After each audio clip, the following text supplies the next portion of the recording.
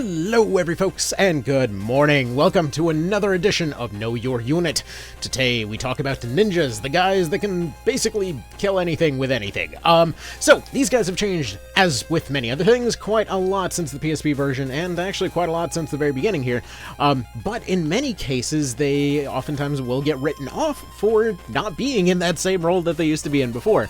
See, there was the thing back in the PSP version where basically, a lot of the ninjas ended up looking a little bit like this, and this is actually due to a quirk of the armor threshold system there, wherein basically they were the melee archer in that game. Namely, they were a high DPS but low penetration unit.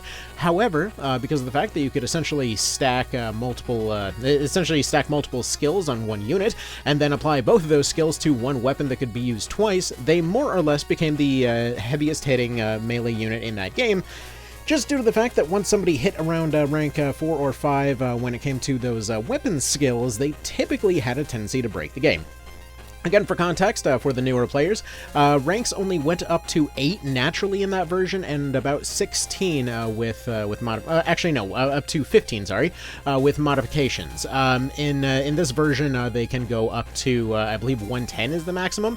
But either way, as far as all that stuff goes, yeah, you could stack multiple of those skills. However, even though they ranked up very slowly, once you got to a certain point, they just carved through armor, so this had a tendency to cause folks to run around with stuff like this. I mean, typically you saw less alluring dresses and things like that in that version, but typically it was, 2 katanas, and that was about it. 2 katanas, steel stance, good to go. Now, steel stance, funnily enough, actually functions just like it did back in that version, namely that it serves as an armor boost rather than an actual flat defense boost. Now, this is a kind of, again, a kind of quirky way to put it. Basically, the difference between Steel Stance and Phalanx is that Phalanx reduces the kind of overall damage coming in by a percentage, meaning that it's never going to be more than, for example, by the time you get to the final rank of Phalanx, 10% of whatever damage was coming your way. Steel Stance, however, simply adds to your armor value as your character's level goes up and the rank goes up. So this basically leads to a case where technically, yes, it's improving your defense, but its real purpose is more as a stealth skill. Due to the fact that it's actually raising your armor threshold instead of incoming percentage, the AI can see that, meaning that essentially this allows them to enter a sort of stealth mode for a turn or two, and allows them to just kind of hide in plain sight. It means that if there's other units around, they will not be the priority target. They can switch their defensive profile on the fly, and that is an incredibly powerful tool, depending on what you're looking for. Anyhow, let's go ahead and cover all of the stuff that they have access to before we go on about just the bottom ones for a while. Weapon access-wise, they've got access to daggers, hammers, 1HKs, blowguns, bows, crossbows, Constitution rank 1, and full rank of Insight 2. They gain access to Steadfast, which makes zombie ninjas very handy in Palace of the Dead. Double attack for hitting with 2 melee weapons, though I will say this is generally not terribly advised. For a couple of reasons. See, the reason that this was so dang strong in the PSP version was because when they got to that kind of breaking point where they could carve past armor, at that point they had the Alpha Strike potential to simply hide using Steel Stance, and then run up and take out a target right there. When it comes to their actual Alpha Striking potential in this version, through a combination of the fact that, generally speaking, kind of defenses are a lot more fluid in this version, the fact that they don't have that massive one-hit kill potential anymore, and the fact that generally speaking they only have their steel stance around randomly rather than constantly picking it up at the start of your turn. It isn't as reliable of a tool for them to have basically permanent invincibility, as well as a defense penetrating offense here. So generally speaking, this can be useful, but in many cases it's a very risky play. But it is worth picking this skill up on Denim because switching him into Ninja will give him double attack, which is definitely a lot more handy in the case of something like the Lord. Something like the Ranger is going to be able to get harder hitting weapons that would be able to fully take advantage of something like this. Something like the Buccaneer has both the ability to passively defend himself and do that offense. whereas in the case of something like the ninja, maybe not as much. Is it possible? Sure. I mean, if both Steel Stance and Smokescreen trigger, yeah, they've got some decent odds, but it's a bit of a risky play, so that's up to you. Resist Petrify and Resist Charm, still, crying in their irrelevance. And moving on, we get Evanescence, which increases your overall, emo edge over here. But, yeah, this is a self-destruct move. Generally speaking, that's all well and good. It's... Okay, I'll be completely honest, this is one that I want to test more in the future, because this is a move that I guarantee must have some way to be scaled up, and must have something more to it. Because it's been around since the PSP version, and has been a very funky and expensive self-destruct from that same point. And generally speaking, it seems like you can get better performance out of just using shots without sacrificing the unit. So, yeah, I'm not 100% sure what the deal is with Evanescence being there. Though, I will say, I have seen some folks mentioning that you can combine Evanescence with something like a Guardian Force to protect the unit from self-destructing. I don't know if that's accurate. I personally keep forgetting to test that because this is such an out-there mechanic. But, maybe that might be a thing for you. Either way, very expensive move. You don't get a huge amount of damage for what it does. So this is supposed to be a last-ditch kind of effort here. Okay, next we get Concentration, which is massive. Concentration works differently on ninjas than it does for everybody else, causing every one of their spells to hit with 100% accuracy. Now, here's the thing. They're not going to be missing with their ninja summons practically ever, but interestingly enough, they do still have Shadowbind. So this basically is your congratulations, you have rolled an off-switch skill. So, yeah, very few things, basically only things with Death Proof can resist Shadowbind, which means that if this rolls, that is your one-way ticket to click the off button on any unit that you'd like. Then you have Back Attack, which causes them to hit from the back.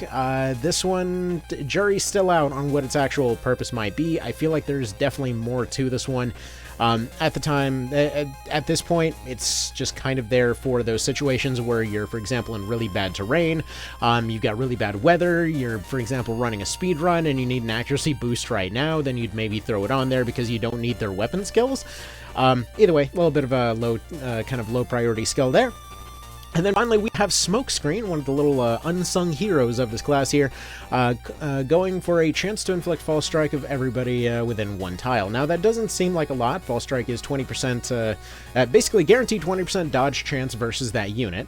And this does apply to basically anything physical, but this does mean that under the right circumstances, this can massively save you. And again, 20% doesn't sound like much, but for anyone that's potentially watched any of the Nothing Burger run, which has another episode soon whenever I bother to finish editing it, yeah, it's actually a pretty massive deal in terms of keeping your unit safe.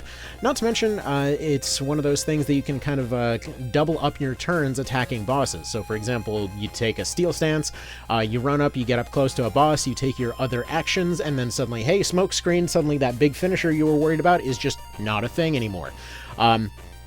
Is that guaranteed? No, but it is a potential play that you can make. Alright, spell access-wise, they get access to ninja summons, which are basically they're constantly kind of like one bit underneath the traditional summons. So for example, ninja summons, instead of being a 3 to 4 hit, are going to be a 1 to 3 hit attack there, whereas their second variants are a 3 to 5, I believe. Sorry, this one would be a 3 to 5 projectile hit. Other than that, they generally work largely the same. They can be seen as sort of a about equivalent expense, but relatively weaker versions of the other summons. And actually, one potential build that I personally found very fun was to use the Ogre Blade trick. To go and transfer a bunch of intelligence over to a ninja, have them running around with hovering shoes and then Chimera 2. And then basically like using the Ogre Blade to give them Meditate, giving them Lament of the Dead, giving them ninja summons, and then some Cloud Shoes. And yes, they just became a rolling thundercloud. Is that way too much effort for a stupid meme build? You're damn right it is. You're absolutely right it is. Moving on. Alright, so they got all those. Those are pretty self-explanatory. Shadowbind is your universal turn-off button for whenever it decides to roll. By itself, it's basically going to be locked at 0% hit odds, but as soon as that concentration rolls, that is going to turn somebody off entirely. This is a great emergency move, and is just very handy for having, for example, your token ninja off on the sidelines. I've been routing a ninja on the speedrun for this thing, specifically for stuff like this, because a lot of their moves, random as they may be, are absolute game changers when they happen.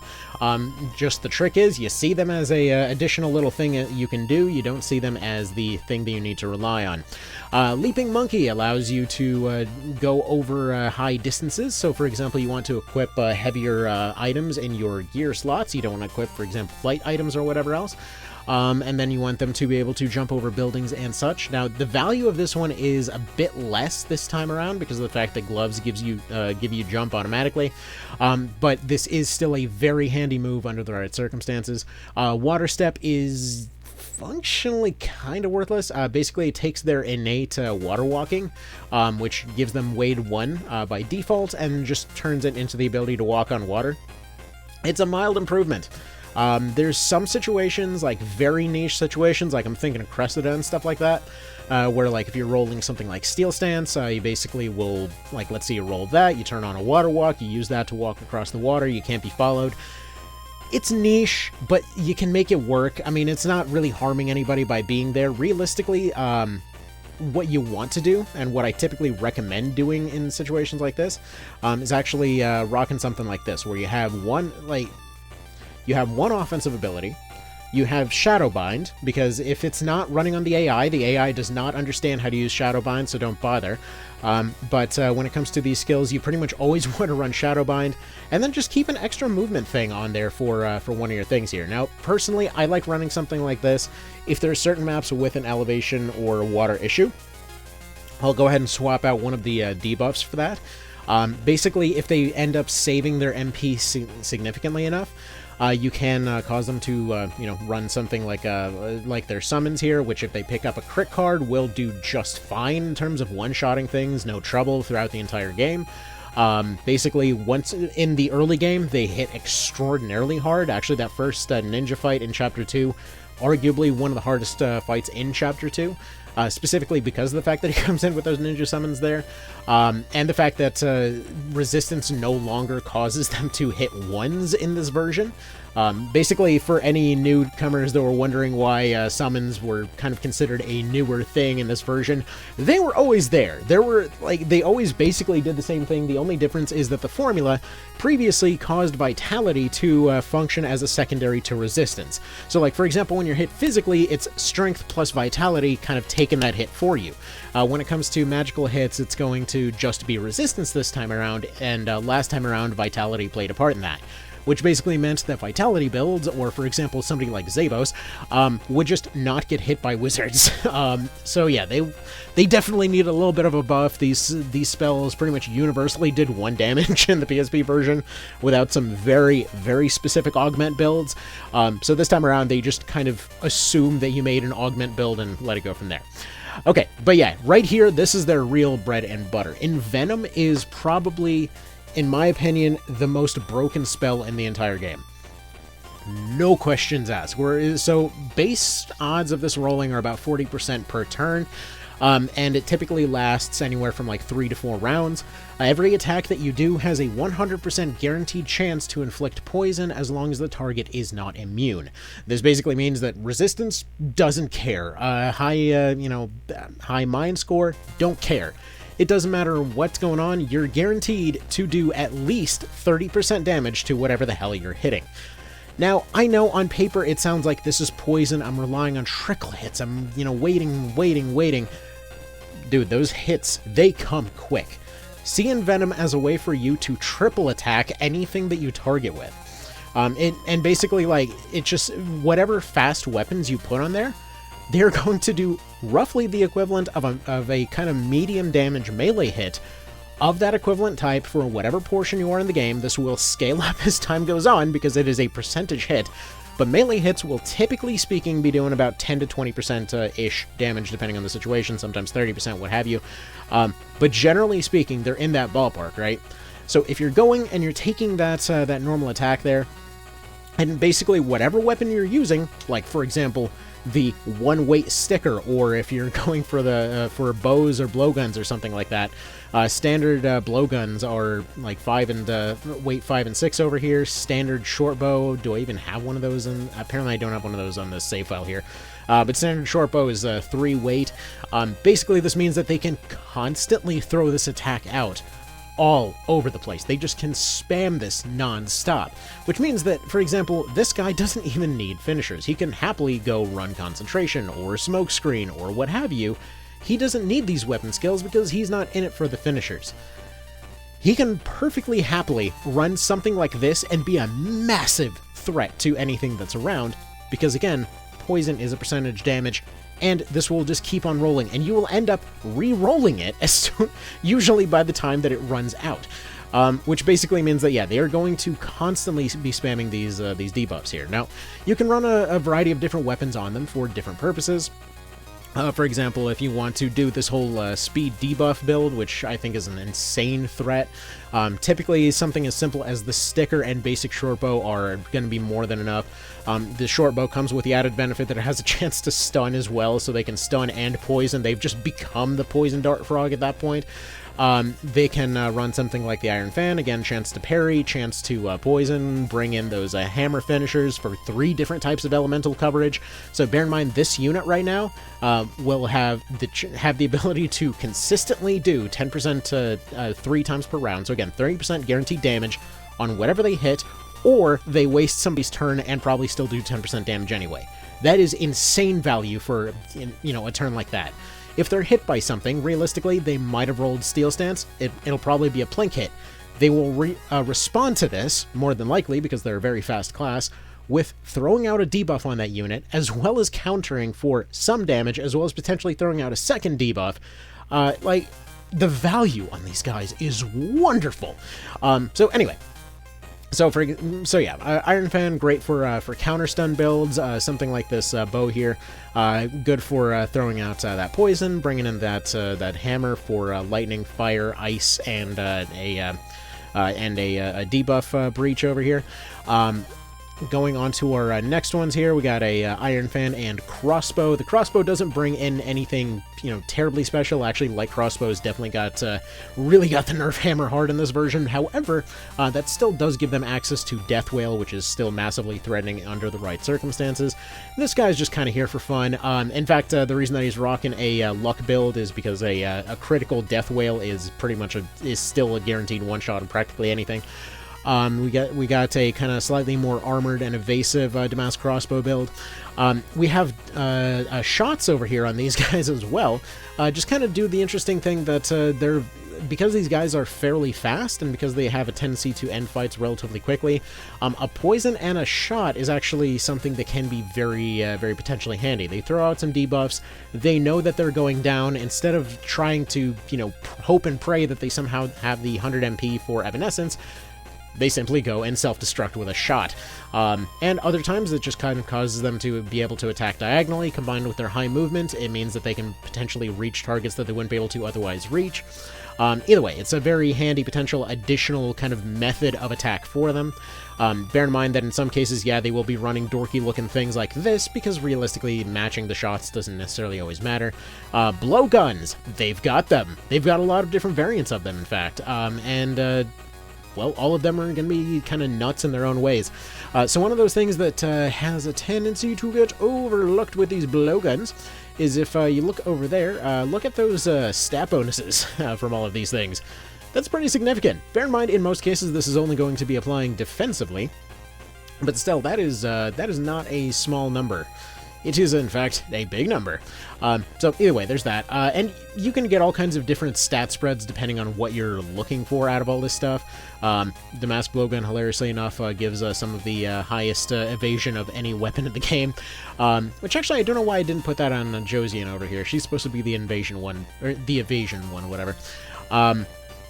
Any darn ways. So yeah, actually, an evasion build here can technically go a bit higher.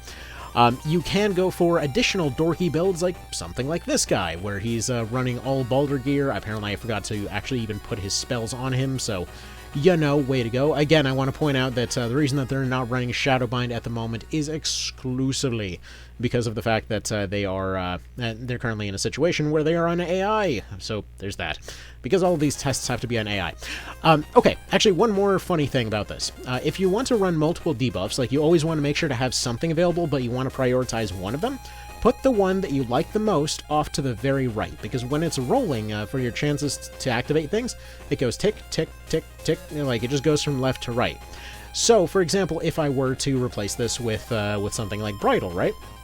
It would essentially roll for a chance to Bridle, then roll for a chance to Benumb, then roll for a chance to Envenom, but it'll go for whichever one is to the rightmost and rolled last, so you can basically guarantee the one that you want to get. Now, due to the fact that these guys are able to increase their armor on the fly, this does mean that, and just kind of combining with their relatively low armor options, this does essentially mean that they can, for example, rock things like Balder. Just kind of gives them a little bit more stacked intelligence and things like that. Typically, any unit rock and summon is going to benefit more from intelligence than anything else. Simply because that's one of the very few cases where just improving raw stats is actually going to be kind of scaling itself up high enough. Not because of the actual scaling of the ability, but because it's basically taking that lowest possible number and multiplying it several times. Again, not scaling, just kind of applying additively, as it were. Either darn ways. As far as other potential options, again, always thinking about coverage is a good idea with these guys, whether or not you're running their weapon skills or not. Like, I didn't even bother getting these guys' weapon skills up like I usually do, simply because they don't need it, quite frankly. It's just kind of additional options for them.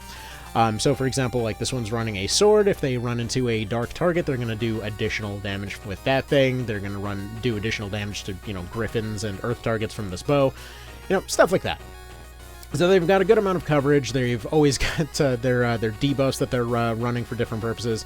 It's just a very fun class, a very good universally applicable class here. And yeah, generally speaking, you're going to see more debuffs coming out of these guys than many others. In terms of their application on a normal playthrough, typically what you want to do is, like, Steel Stance is practically non-negotiable on them, but see it more as a sort of stealth mode. So, for example, you have your Steel Stance roll, you move them into position somewhere closer, but you make sure that they're not the only target available. Like, if there's, for example, say a Berserker or a Valkyrie or something like that nearby, and they will stand nearby them with Steel Stance activated. Unless they're within AoE range, they will not be targeted most of the time. So this basically means, again, since their armor threshold is increasing, this does apply defense against everything. This does essentially mean that they'll be able to kind of hide in plain sight, as it were. Now, this does allow melee builds to be a bit more viable. Like I said, they do the whole attacking and countering and whatever else thing. If you're running two swords, unfortunately, parry doesn't stack. That would have been pretty neat if it does. But yeah, overall, they're looking to just, try and get close for one reason or another. Personally, what I like doing is running the lightest weight bow available, running Steel Stance, running Envenom, and then simply having them hide off on the sides, dropping poisons as fast as they can. And this actually leads them to being one of the most impressively high DPS units in the entire game, because this constant trickle of poison, again, folks have a tendency to severely underestimate how fast this can be. Because this unit will essentially sit there, again, dropping poisons at a rate of roughly, like, typically, they are going to be getting about 1.5 turns to 1 turn of most other units on the field there. Which basically means that they can poison the entire team in the time that it would typically take a couple casters to do it.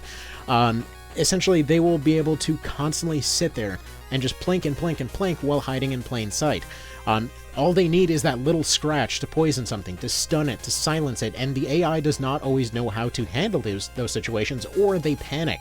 Again, it sounds weird to hear that a robot is panicking, but essentially, if, for example, a unit has silence, the AI sees that as a pretty high priority thing to take care of. If they have stun, they might just lose their turn entirely, or if they have a Xenowine, they'll go and use it.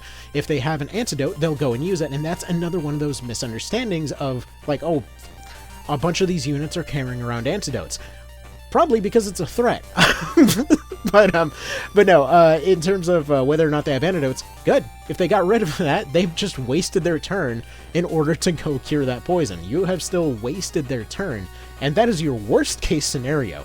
So either way, it's one of those things that has an immense amount of pressure. You don't use it as your primary push. You put 1 or 2 ninjas. I personally like just running 1 token ninja on the team, having them throw out as many poisons as they can, and then when I see that they've taken the 1 hit that they're likely to survive, I just throw them out in the front. They are now a damaged lightning rod. They will take the hit for somebody else, right? And then at that point, that's that. They've done their job. That fight is probably already over by that point. These are a unit that if you're going to be using them for a longer period of time, typically hit and run is going to matter a lot more. But that sort of throw out debuffs as fast as you can and then sacrifice thing is going to be very handy, again, for something like a speedrun or what have you. Again, typically the kind of defense line that I have going for that one is not even a traditional defense line. It's literally just put a zombie up front to slow the trickle of incoming units. The ninja is the second line, poisoning everything that can come around. And as you see, those damage ticks just keep going and going and going in the background. Essentially just going and constantly attacking without taking an additional turn. That's what makes it so dang fast. The actual kind of slowdown of anything only happens when they're going and they're rolling their auto skill. So this causes a constant pressure on all resources on the other side. So the healing cannot keep up with poison. Like, as a general rule, even the highest end poison, or even the highest end healing, can only barely keep up with a good poison spamming unit. We're talking about a case where, like, the very highest that they can do, like, let's say the unit has something along the lines of, let's say, 4,000 health on the high end, right? I mean, final bosses, like, has about 4,000 to 6,000, depending on the situation. But either way, so, like, let's say 4,000, right? So this basically means that if whatever unit it is gets poisoned, if they're capable of being poisoned, they are going to be taking 30% per round still, regardless of what that amount is, which means that every time that poison ticks, it's doing another 400. So again, that is essentially 1,200 damage that it's farting out per round from a basic short bow from the start of the game. But that all being said, what's the highest heal that you can do? Well, the highest heal that you can do is a heal 4. How much does it do? A locked-in 40%, which basically means that by the second round, the poison has already out-healed it. And again, we're talking about renewable heals, item heals you can deal with in their own way. But either way, nothing has more than 100% health, right? So 30% per round is essentially 4 rounds of constant poisoning.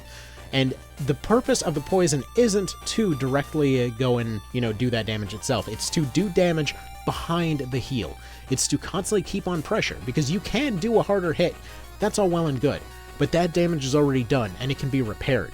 But if you can keep doing damage behind that repair, make sure that they don't get a chance to get back their footing, that right there, that is its value. That is its purpose. That's why it's such a massive tool in their arsenal here.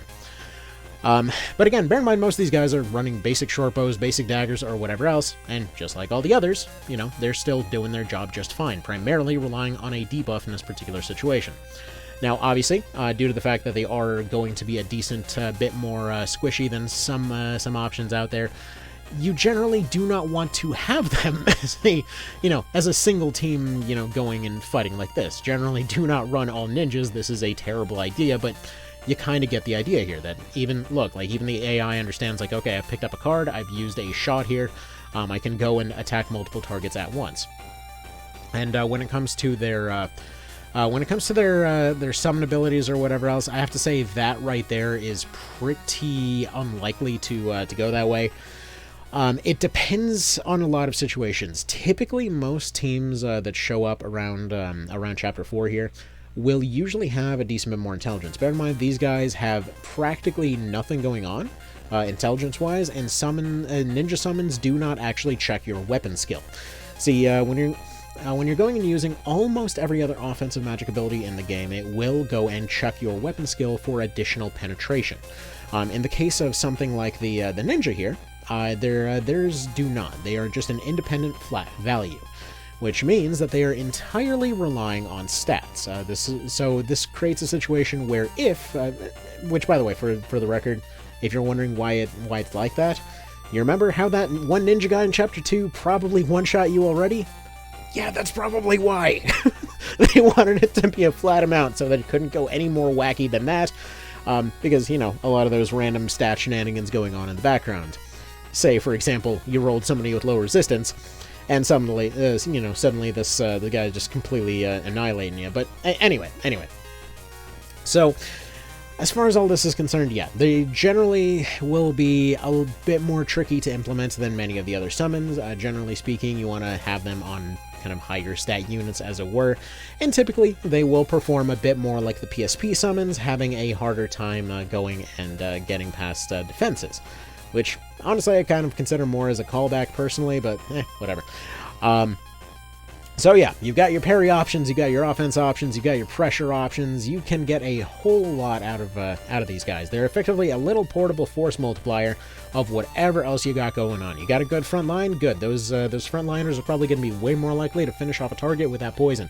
You got your backliners? Good. Probably same thing. They'll probably have a good way to finish somebody off. If, for example, you've got your casters and things like that, and you want to make sure that they're not getting threatened, good. Find the units that are threatening them. Give them a nice, stun to hopefully make sure that they don't hit as often. Again, world's your oyster as far as all this stuff goes. They are not a class that does damage in a traditional way. They're primarily a debuff unit, and they're primarily a stealth unit. So for those situations when you need, the sneaky unit to go and turn the tide in a non-traditional way, that is their role. And I mean, I feel like it's kind of a video in its own right, but in many cases, a lot of these sort of non-traditional kind of RPG units here, where everybody has to directly do damage, but it's flavored to their direct thing, kind of situations, in many of those cases, it causes a lot of these units to be a little bit more kind of undervalued than they maybe should be. But yeah, ninjas are really, really strong. They're really good at improving your situation in subtle ways. Just don't try to use them as the primary push, because you'll get stuff like this. And as you see right there, even with basic crafted swords, these aren't even the relic variants and whatever else. She's still throwing out 600s, despite the fact that, she's basically got nothing going on skill-wise there. So, just kind of something to bear in mind there, that there's a lot more to this class than simply direct damage numbers and what have you. Actually, in terms of taking advantage of in terms of them taking advantage of weaknesses, one thing that you will see pretty regularly with these guys is that their finisher options are actually pretty darn open. Again, they get access to all of those hammer finishers coming out of something like Caldias and Iron Fans. They get access to kind of similar ones, actually, out of 1HKs and daggers and such. You'll notice that there's a lot of overlap behind a lot of these things, but for example, something like dagger and 1HK is a nice, solid, relatively overlap-free way to get yourself a lot of different elements on an actual finisher spammer kind of unit.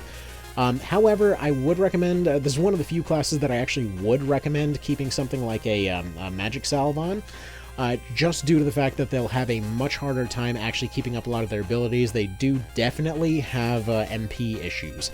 They don't have any meditates, they don't have any conserve MPs. They're, when it comes to trying to rely on casting or finishers or whatever else, they're one of the few that is actually truly reliant on an MP restoration source. You can try to do the double swords into MP thing, but it's not really... It's risky. You can do it, it's just definitely way more risky. If you've got a high vitality unit, there's certainly a case to be made for taking a unit, training them up as a knight, and then turning them into like a double sword ninja or something like that. In that case, you probably do want to match elements for their swords, just to make sure that you can, actually get that extra 10% and keep stuff going on them. Usually, elemental switching is not going to be as useful for a more kind of log-in-the-face kind of unit like that. Man, you just love to see all these parries and dodges, It's good to see. It's good to see. And I think this is actually going to be the second class of the No Hero Unit series that might actually see a casualty here. But then again, I probably should have brought them in actually trained up. Admittedly, I've been extremely tired off of, let's just say, a very, very long week. So, yeah, it was a little bit slower on Or, sorry, a bit more rushed on getting these together. Sorry, my nose is starting to act funny again, so I think we'll be wrapping it up here pretty soon. Either darn ways, that'll be about that. Apparently it was Kellis that died this time. So y'all have yourselves a good one. Enjoy your speedy debuff dudes here, and take care.